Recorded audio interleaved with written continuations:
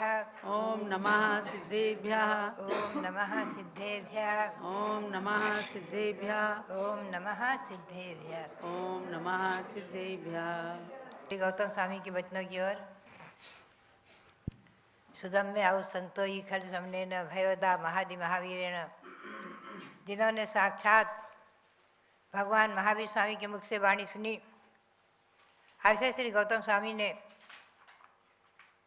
कहा है कि भगवान महावीर स्वामी से मैंने साक्षात सुना है गति आगति, जीवों के बंध मोक्ष आदि। इसी श्रृंखला में श्री कुंद कुंद स्वामी हुए हैं, जो अपने आप में एक महान आचार्य और जिन्होंने बंध और मोक्ष के प्रकरण में, जीवादि सात तत्व के प्रकरण में और बहुत कुछ दिया है। उसी में से नियमसार ग्रंथ मैंने उसका स्वाध्याय प्रारंभ किया है। मंगलम भगवान वीरो मंगलम गौतमो गणी मंगलम कुंद कुंदार्यो जैन धर्मोस्थ मंगलम जैन धर्मोस्थ मंगलम। बद्धात्मा अनादि संसार में परिभ्रमण करते हुए हम और आप न जाने कितने पुण्य के योग से भगवान ऋषभदेव से लेकर के और तीर्थंकर परंपरा को पाया और भगवान महावीर के शासन को पाया है, जिसमें असंख्यातों महापुरुष हो चुके हैं। इस भूमंडल पर और शाश्वत जन्म भूमि अयोध्या में तो भगवान ऋषभदेव के 101 पुत्र जो हुए भरत चक्रवर्ती आदि, सभी ने परंपरा से जैनेश्वरी दीक्षा ले लेकर मोक्ष प्राप्त किया है। उसी श्रृंखला में इक्ष्वाकु वंश में इस अयोध्या में लगातार अविच्छिन्न अपने अपने पुत्रों को राज्य देना, जैनेश्वरी दीक्षा लेना, मोक्ष प्राप्त करना, ये परंपरा अविच्छिन्न रूप से बीच में जिसमें व्यवधान रुकावट नहीं पड़ी, ऐसी परंपरा 14 लाख राजाओं तक बराबर इसी इक्ष्वाकु वंश में चली है। इस अयोध्या में ऐसी शाश्वत जन्मभूमि अयोध्या। और आज से 9 लाख वर्ष पूर्व श्री रामचंद्र यहीं जन्मे हैं। जैन रामायण में लिखा हुआ है कि उन्होंने हजारों हजारों जिन मंदिर बनवाए, हजारों हजारों महाविद्यालय यहाँ खुलवाए, और उनके समय इस अयोध्या की आबादी, जैन रामायण में बताया है, उस समय अयोध्या की आबादी 70 करोड़ की थी। अब आप चिंतन करें, जब केवल एक अयोध्या की आबादी 70 करोड़ की थी तो पूरे भारत की आबादी कितनी रही होगी। और पूरे भारत पर एक छत्र शासन करने वाले ऐसे महापुरुष बलभद्र और नारायण सब यहाँ हुए हैं। और इनके पुत्रों ने भी, लवकुश ने भी जैनेश्वरी दीक्षा लेकर के मोक्षादि प्राप्त किया है। ये परंपरा चलती रही है और उसके बाद भी चलती रही है बहुत काल तक। तो बात यही है कि ऐसे शाश्वत तीर्थ अयोध्या और समय शिखर आज कैलाश पर्वत नहीं है, बाकी मांगी तुंगी आदि सिद्ध क्षेत्र, जहाँ से ऐसे ऐसे महापुरुषों ने मोक्ष प्राप्त किया है। अनेकों तीर्थ आज इस वसुंधरा पर, इस भारत की भूमि पर हमें और आपको उपलब्ध हो रहे हैं। तो प्रथम तीर्थ, आदि तीर्थ, अनादि तीर्थ, शाश्वत तीर्थ अयोध्या। वहीं पर बैठ कर के मैं आपको इस नियम सार का स्वाध्याय करा रही हूँ।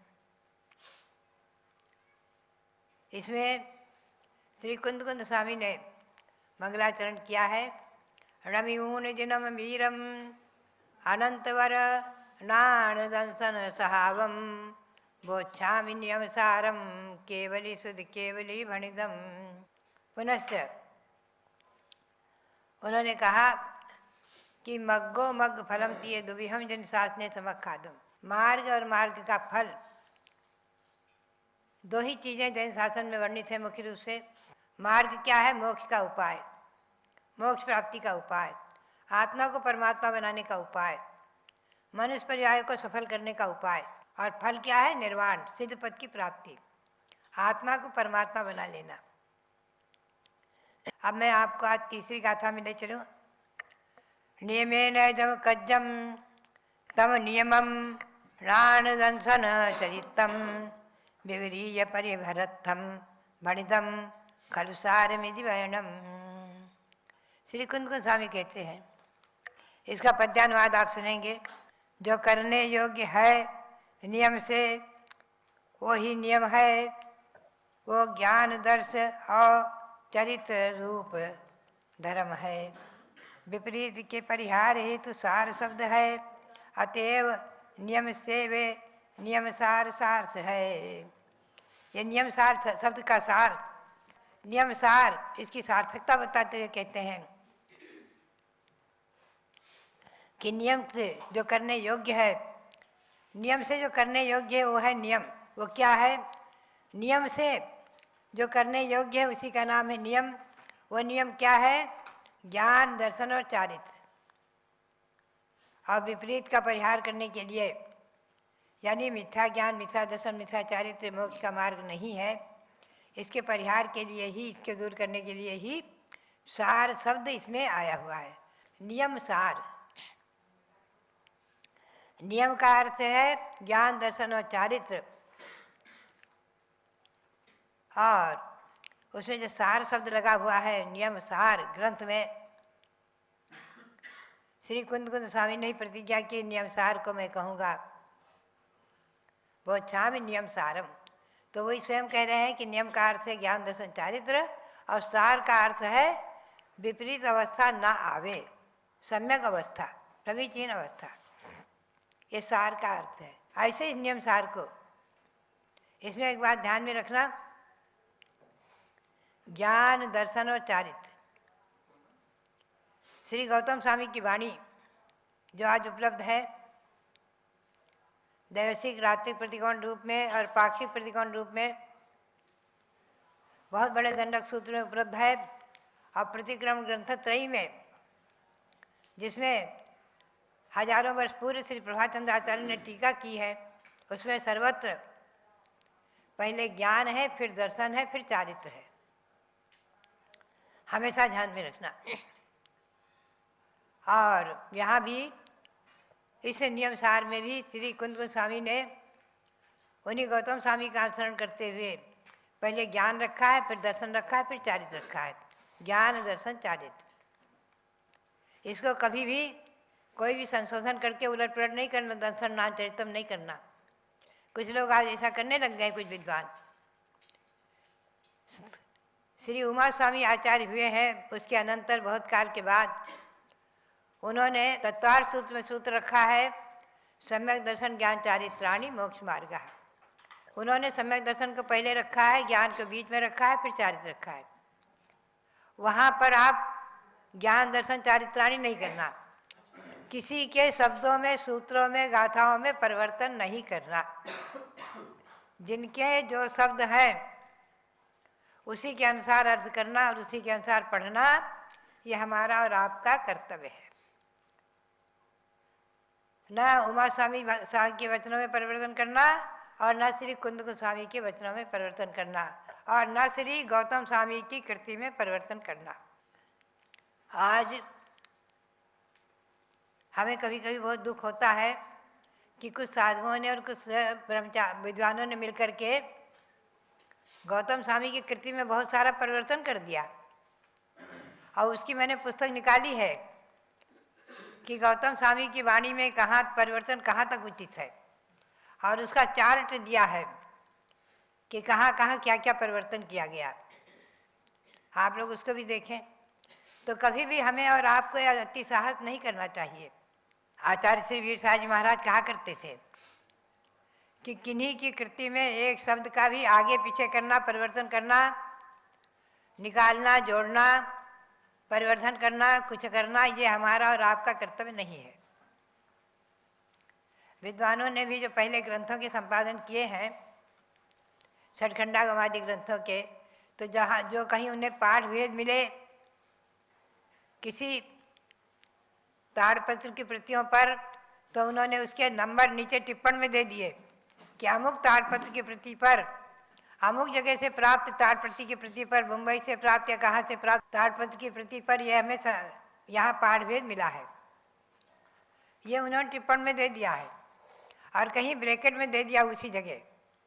तो ये हमेशा ध्यान में रखना चाहिए, मूल पाठ में कभी भी कहीं पर भी परिवर्तन, परिवर्धन, संशोधन नहीं करना चाहिए। श्री गौतम स्वामी की वाणी में सर्वत्र मैंने बहुत बारीकी से अध्ययन किया है, पूरे प्रतिकोण ग्रंथत्रय आदि में टीकाकारों ने कहीं भी कोई भी एक अक्षर का परिवर्तन नहीं किया है। आज से 1000 वर्ष पूर्व प्रभात चंद्राचार्य हुए हैं, उन्होंने गौतम स्वामी की पाक्षिक प्रतिक्रमण की और दैवसिक प्रतिक्रमण की और अश्विनी के प्रतिक्रमण की संस्कृत टीका लिखी है। एक उदाहरण मैं आपको बताऊं परिवर्तन का, उसमें वीर भक्ति में आता है, गौतम स्वामी की वाणी में वीर भक्ति में धम्मो मंगल मुक्तिठम अहिंसा संजमो तवो देवावी तस् पणमंती जस धम्मे सया मनो। आप बहुत बारीकी से ध्यान रखना, हमारी बात को पारस चैनल के माध्यम से सुनने वाले सभी विद्वान श्रावक और श्राविकाओं को सभी को ध्यान देना है। बहुत से मुनिगण साधुगण भी हमारी बात को सुनते रहते हैं और आकर बताते हैं मैंने आपकी बात सुनी है। सबके लिए मेरा निवेदन है, आप लोग ध्यान दें।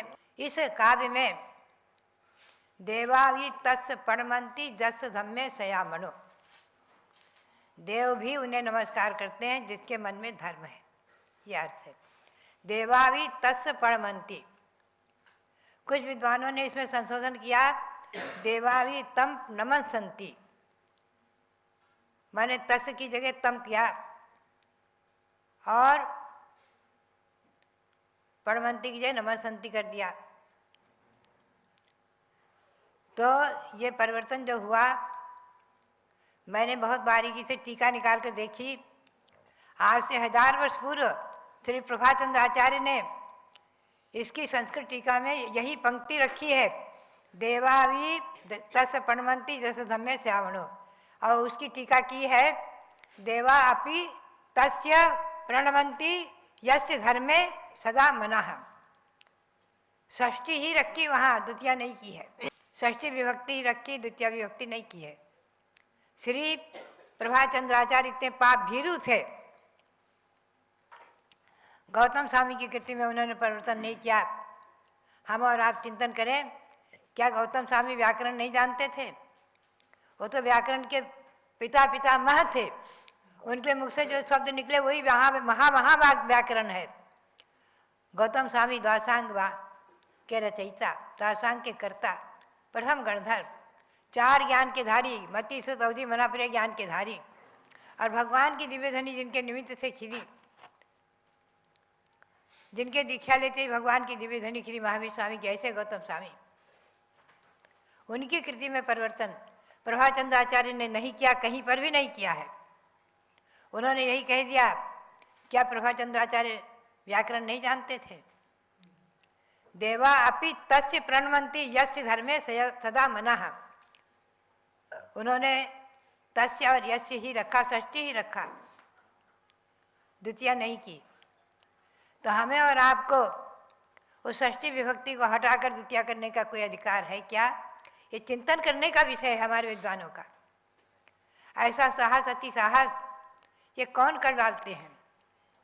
हमें कभी कभी बहुत दुख और चिंता हो जाती है, नहीं करना चाहिए। सबसे मेरा निवेदन है,